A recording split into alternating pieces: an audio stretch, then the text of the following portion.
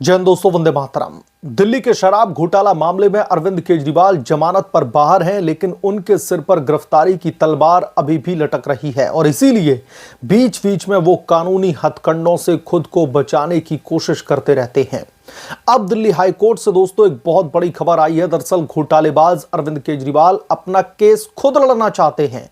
ममता बनर्जी की तर्ज पर कोर्ट में वकील बनकर पेश होने का ड्रामा रच रहे हैं, लेकिन इसका विरोध भी कोर्ट में होने लगा।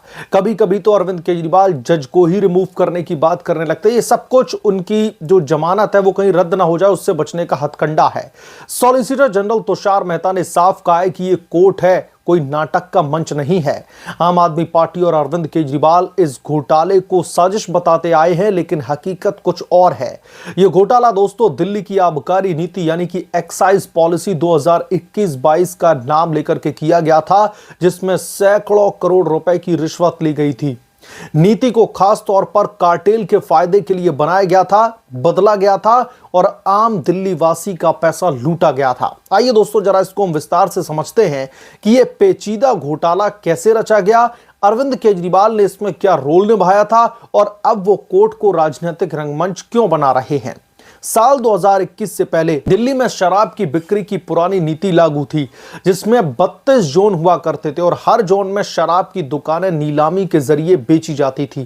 थोक विक्रेताओं यानी कि L1 को 5 से 6% का प्रॉफिट मार्जिन मिला करता था। सरकार को ज्यादा रेवेन्यू मिला करता था, क्योंकि नीलामी में जो कंपटीशन था वो फिर आम आदमी पार्टी की जब सरकार बनती है उसके बाद में फरवरी 2022 में नई एक्साइज पॉलिसी को लेकर आते हैं अरविंद केजरीवाल एंड कंपनी के लोग। इसमें ड्रामेटिक बदलाव किए गए, जोन घटाकर के सिर्फ 9 कर दिए गए और जोन में सिर्फ एक L1 थोक विक्रेता को लाइसेंस मिलेगा। थोक विक्रेताओं को 12% फिक्स्ड प्रॉफिट मार्जिन यानी कि पहले का दोगुना, रिटेलर्स को भी ज्यादा मुनाफा देने की बात की गई। इन्फोर्समेंट डायरेक्टोरेट और सीबीआई की चार्जशीट के मुताबिक ये बदलाव बिना किसी एक्सपर्ट कमेटी या फिर लेफ्टिनेंट गवर्नर की मंजूरी के किए गए थे। डिप्टी सीएम उस समय जो थे वो मनीष सिसोदिया, जो एक्साइज मिनिस्टर भी हुआ करते थे, और सौरभ भारद्वाज, उन्होंने इस नीति को ग्रुप ऑफ मिनिस्टर्स यानी कि GOM की बैठक में चर्चा के बिना ही फाइनल कर दिया। असल मकसद क्या था? तकरीबन 6% किकबैक आम आदमी पार्टी को पहुंचाना, यानी कि 12% से जो 12% जो पूरा किकबैक होता है उसमें से तकरीबन 6% थोक विक्रेता और आम आदमी पार्टी को रिश्वत देते, बाकी के 6% उनका प्रॉफिट बनता। नतीजा, दिल्ली सरकार को 500 से 1000 करोड़ रुपए का नुकसान पहुंचा दिया गया। शराब कारोबारियों को बिना मेहनत के मुनाफा और आम आदमी पार्टी की जेब से टैक्स का पैसा लौटाया गया। शराब नीति जुलाई 2022 में विवाद के बाद में रद्द भी कर दी गई, लेकिन तब तक घोटाला हो चुका था। एनफोर्समेंट डायरेक्टोरेट और सीबीआई की जांच में केजरीवाल को किंगपिन एंड की कॉन्स्पिरेटर बताया गया। सिर्फ मनीष सिसोदिया या फिर विजय नायर यानी कि आम आदमी पार्टी के जो कम्युनिकेशन इंचार्ज जो बने हुए थे, केजरीवाल खुद इसमें गहरे तक घुसे हुए थे, यानी कि जो किंगपिन है वो केजरीवाल ही थे। कैसे? साउथ कार्टेल ग्रुप ने 100 करोड़ रुपए एडवांस किकबैक दिया। ये पैसे आम आदमी पार्टी को जो है सीधे तौर पर पहुंचे, जो गोवा और हरियाणा के इलेक्शंस में खर्च किए गए।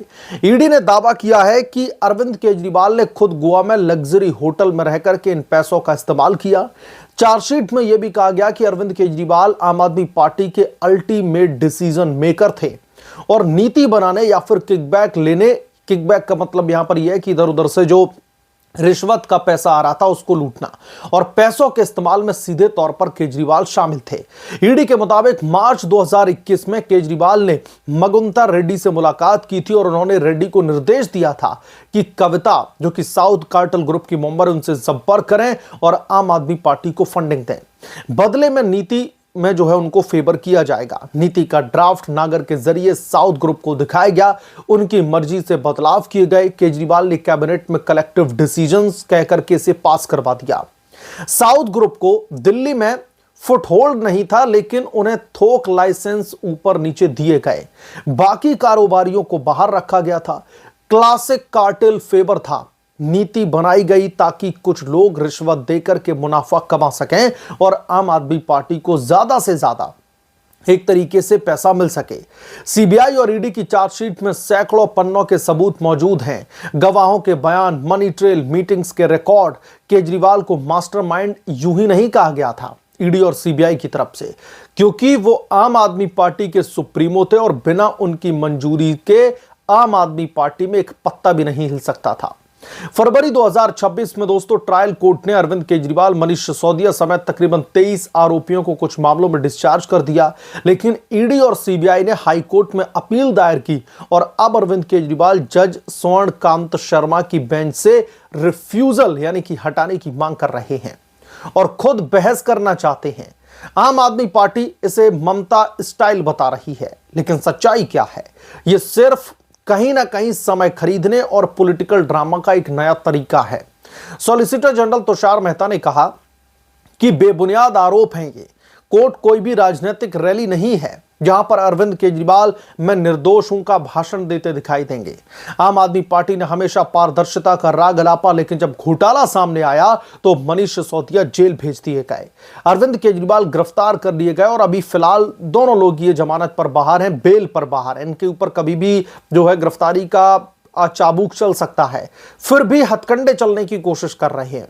Refusal self argument transfer application, ये वही केजरीवाल हैं जो साल 2012 में भ्रष्टाचार के खिलाफ में आंदोलन कर रहे थे, आज खुद शराब घोटाले के मास्टरमाइंड बताए जा रहे हैं। आम आदमी पार्टी का चेहरा जो है एक तरीके से अब घोटालेबाज पॉलिटिकल पार्टी के चेहरे के तौर पर उभर कर आया है। घोटाला खास कारोबारियों का साबित जो है ये करता है कि कैसे इसमें बड़ी लूट की गई, दिल्ली की जनता को सस्ती शराब का वादा किया गया, लेकिन असल में कार्टेल को मुनाफा और पार्टी को किकबैक दिया गया। शराब घोटाला दोस्तों कोई छोटी मोटी गड़बड़ी नहीं है, यह सिस्टमैटिक लूट थी। नीति बदली गई, रिश्वत ली गई, पैसा चुनाव में बहाया गया और अरविंद केजरीवाल अगर निर्दोष ही थे तो कोर्ट में वकीलों के जरिए क्यों लड़ने में दिक्कत हो रही है, ना कि खुद का नाटक रचें। कोर्ट कोई स्टेज नहीं है, खास तौर पर राजनीतिक स्टेज तो बिल्कुल भी नहीं। आम आदमी पार्टी और अरविंद केजरीवाल को अब आम आदमी नहीं बल्कि घोटालेबाजों के तौर पर याद रखा जाएगा। दिल्ली हाई कोर्ट का फैसला जो भी हो, हकीकत यही है कि घोटाला बड़े पैमाने पर किया गया है, पैसे की लूट खसोट की गई और मास्टरमाइंड अब कानूनी जाल बुनने की कोशिश कर रहे हैं। जनता देख रही है, सच्चाई छिप नहीं सकती और यह घोटाला दिल्ली की राजनीति का एक काला अध्याय है, जहां पर अन्याय के खिलाफ में लड़ने वाले खुद अनैतिकता के शिखर पर पहुंच चुके हैं और अब इंतजार है कोर्ट का फैसला और जनता के फैसले का।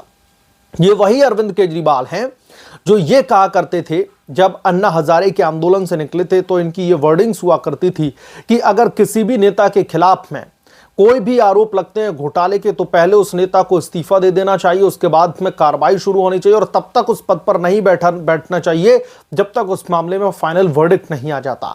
लेकिन अरविंद केजरीवाल दोस्तों क्या कर रहे थे? अरविंद केजरीवाल कुर्सी से चिपके बैठे हुए थे। दिल्ली की जनता और खुद आम आदमी पार्टी के तमाम कार्यकर्ताओं की मांग के बावजूद भी अरविंद केजरीवाल दिल्ली के मुख्यमंत्री के पद से जो है इस्तीफा देने के लिए तैयार नहीं थे। वो तो कोर्ट की तरफ से बार बार फटकारें लगाई गई और उसके बाद में देखा कि पार्टी में भयंकर हड़कंप मचा हुआ है, पार्टी में बगावत उठने लगी है, नेता आपस में लड़ रहे हैं कि मुख्यमंत्री कौन बनेगा। तब अरविंद केजरीवाल ने आतिशी मार्लेना को मुख्यमंत्री बनाने का फैसला लिया। तो सब कुछ दूध की तरह साफ है इस शराब घोटाले में, लेकिन केजरीवाल की जो ये नौटंकी है, जो कोर्ट को राजनीतिक रंगमंच बनाने की जो कोशिश कर रहे हैं अरविंद केजरीवाल, ये बेहद ही निंदनीय है। पैरा, आप क्या सोचते हैं इसके बारे में? आपकी क्या राय है? हमें कमेंट करके जरूर बताएं।